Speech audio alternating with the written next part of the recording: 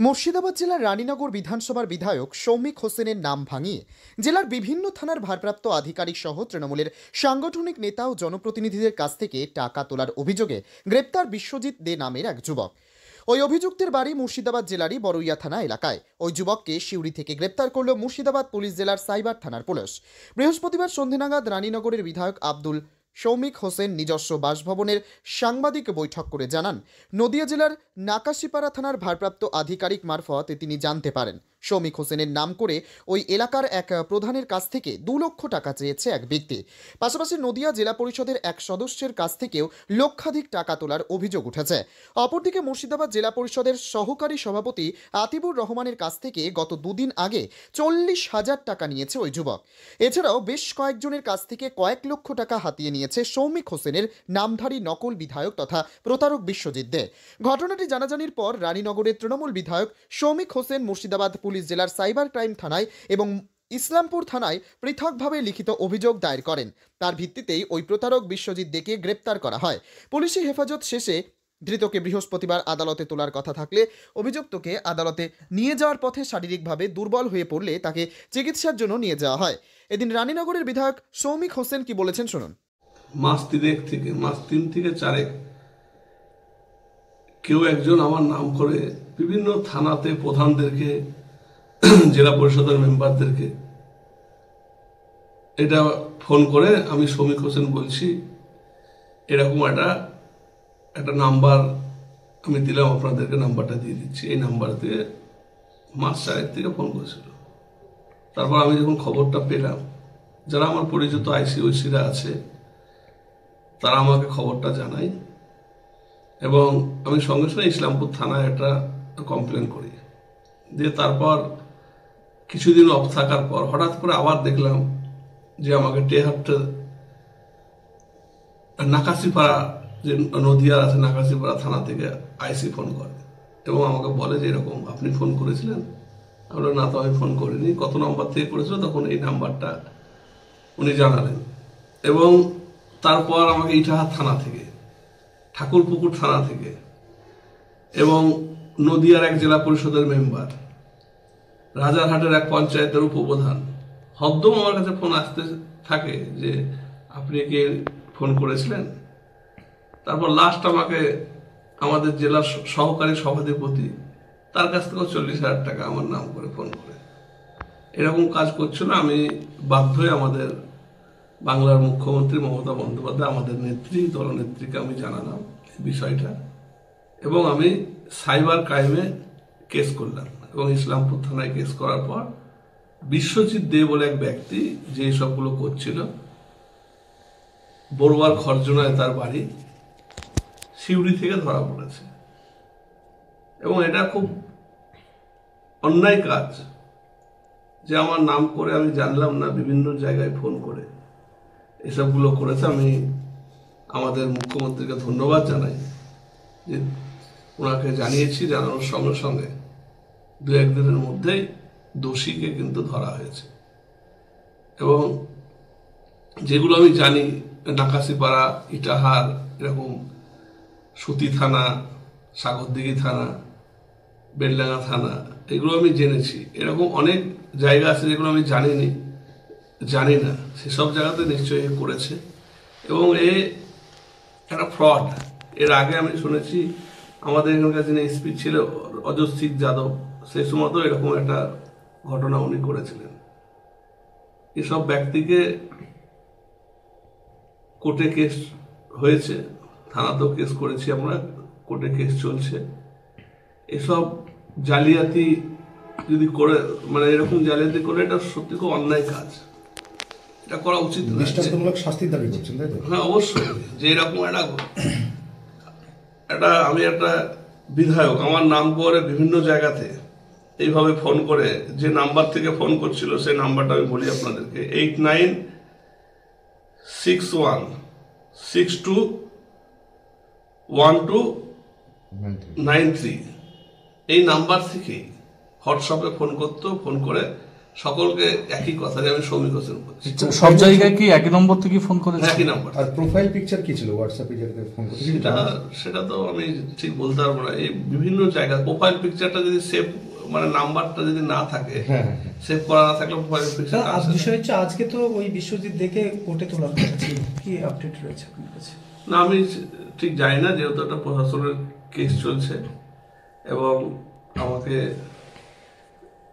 আপনার তরফ থেকে একটা উকিল উঠেছিলেন, তিনি যেটা জানালেন উনি অসুস্থ আছেন, যার জন্য ইমতিয়াজ কবির আমাদের এখান থেকে দাঁড়িয়েছে এবং আরো উকিল আমি দিয়েছি, আরো 2-3 জন আছে।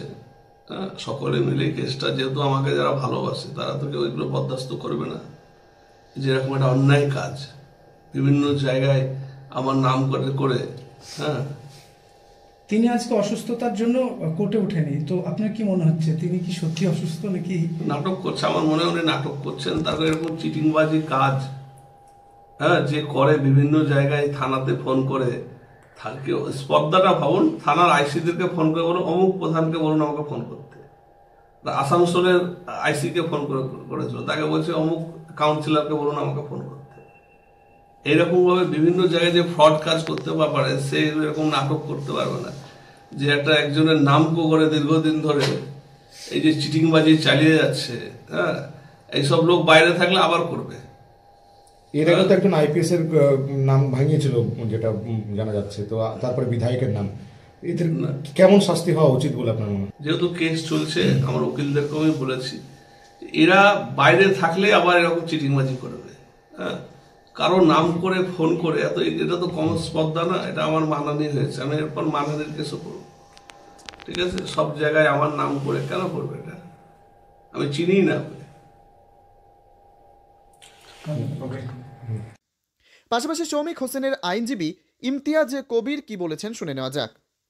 মুর্শিদাবাদ সাইবার ক্রাইম পিএসে একটা এফআইআর হয়েছে। এফআইআর করেছেন মাননীয় সৌমিক হোসেন মহাশয়, বিধায়ক রায়নগর। 319-204-356/1 বিএনএসের আন্ডারে হয়েছে। জনৈক একজন ব্যক্তি, সে বিধায়কের নাম ইউজ করে, মাননীয় সৌমিক হোসেনের নাম ইউজ করে তিনি বিভিন্ন থানার আইসি ওসিদেরকে ফোন করছেন এবং বিভিন্ন ধরনের ইললিগাল রিকোয়েস্ট করছেন। বিভিন্ন প্রধান উপপ্রধানদেরকে ফোন করছেন, রাজনৈতিক ব্যক্তিত্বদেরকে ফোন করে অন্যায় আবদার করছেন। সেই বেসিসে একটা এফআইআর হয়েছিল। সেই এফআইআরের বেসিসে অ্যাকিউজড অ্যারেস্ট হয়েছে, তিনি কাস্টাডিতে আছেন। আজকে তার প্রোডাকশনের ডেট ছিল, কিন্তু তিনি অসুস্থ হয়, সে হাসপাতালে ভর্তি আছে, তাই আজকে প্রোডাকশন হলো না। আমরা আজকে on behalf of Soumik Hossain, তিনি আমাদেরকে এমকে অ্যাসোসিয়েটসকে লয়ার হিসেবে নিযুক্ত করেছেন, আমরা ওনার পক্ষ থেকে এই কোর্টে আজকে আমরা ওকালতনামা জমা দিলাম এবং জামিনের বিরোধিতা করলাম। আগামী দিনে লিগ্যাল অ্যাসপেক্টে যেগুলো করা যাবে সেগুলো আমরা করব। আর এটা ঠিক অ্যাজ এ লয়ার বললেও এটা ভুল হবে। সৌমিক হোসেন লাইক ফ্যামিলি, সেভাবেই এগিয়ে চলেছে। আচ্ছা, তিনি কোন থানায় অ্যারেস্ট হয়েছিলেন? Murshidabad cyber crime PS. কি মনে হচ্ছে শেষ পর্যন্ত কোথায় গিয়ে পৌঁছাবে এটা? দেখুন, যে ক্রাইমটা হয়েছে, যে একজন বিধায়কের নামকে ব্যবহার করে, তার গলার সাউন্ডকে ব্যবহার করে ইম্পারসনেশন করা হয়েছে এবং সে প্রিটেন্ড করতে চাইছে যে সে নিজে সৌমিক হোসেন, এবং সে যেভাবে পুলিশদেরকে করেছে তাতে আমার পুলিশের ভূমিকা অত্যন্ত ইতিবাচক, ভালো, এবং আইনের পথে চলবে, দোষী সাজাপ্রাপ্ত হবে। আমার সাথে আমার অ্যাসোসিয়েট রামিজ রাজা মণ্ডল আছে, রুমা মণ্ডল আছে, আমরা আইনি লড়াইটা লড়ব। যদিও ঘটনাকে ঘিরে কটাক্ষ করে বিধায়ক বলেন নাটক সব নাটক।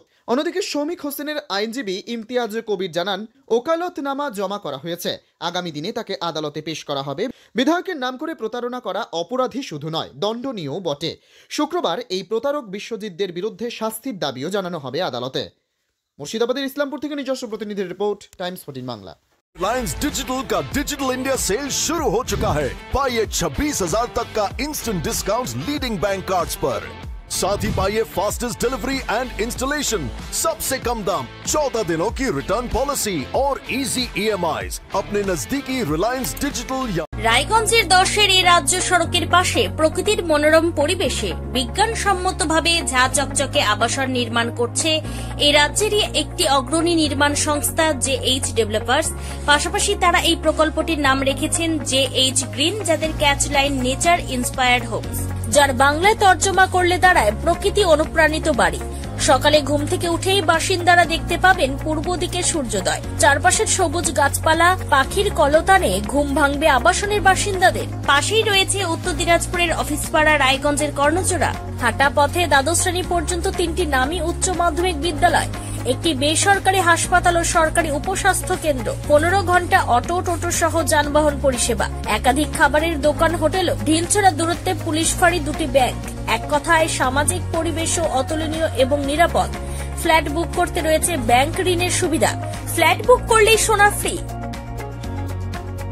দেরি না করে আজই যোগাযোগ করুন JH developers, Karnajora, motor Kalibari, Raiganj. Mobile phone number 8944849889। आयो रे शुभ दिन आयो रे,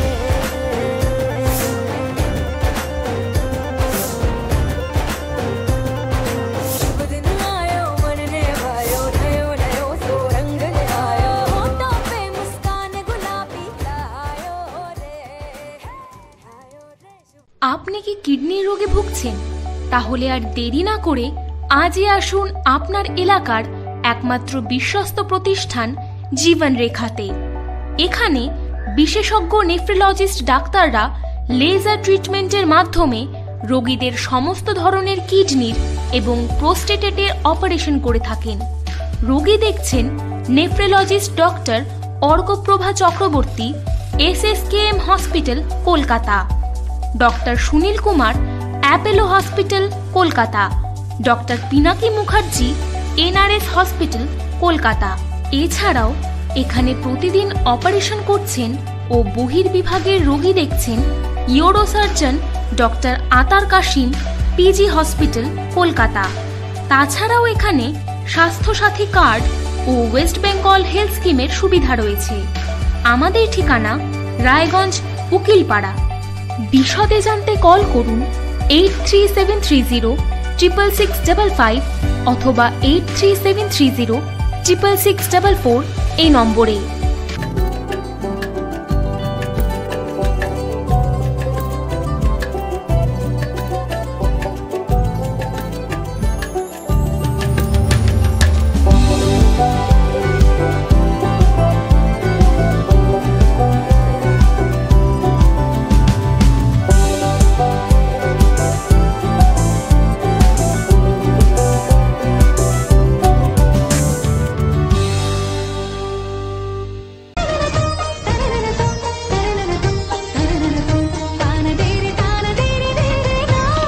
त्योहार, शादी या हो कोई भी सेलिब्रेशन, दीजिए हर जश्न को एक खास चमक सेंको गोल्ड एंड डायमंड्स के साथ। तो इस फेस्टिव सीजन को और भी रोशन करिए सेंको के बारीक कारीगरी, टाइमलेस डिजाइन्स और 85 सालों के भरोसे के साथ। और देखिए भूल भुलैया 3 ओनली इन सिनेमा। আপনি কি চাকরি পরীক্ষার্থী? চাকরি পরীক্ষার বই খুঁজছেন? তাহলে আজই চলে আসুন সৌর বুক অ্যান্ড ম্যাগাজিন সেন্টারে। এখানে BSc, WBCS, bank, rail, ICDS, nursing, ANM এবং GNM সহ কেন্দ্রীয় ও রাজ্য সরকারি সকল চাকরির পরীক্ষার বই ও ম্যাগাজিন পাওয়া যায়। আমাদের ঠিকানা ঘড়িমোড়, মোহনবাটি, রায়গঞ্জ। বিস্তারিত জানতে যোগাযোগ করুন 9002904090 অথবা 9434347016।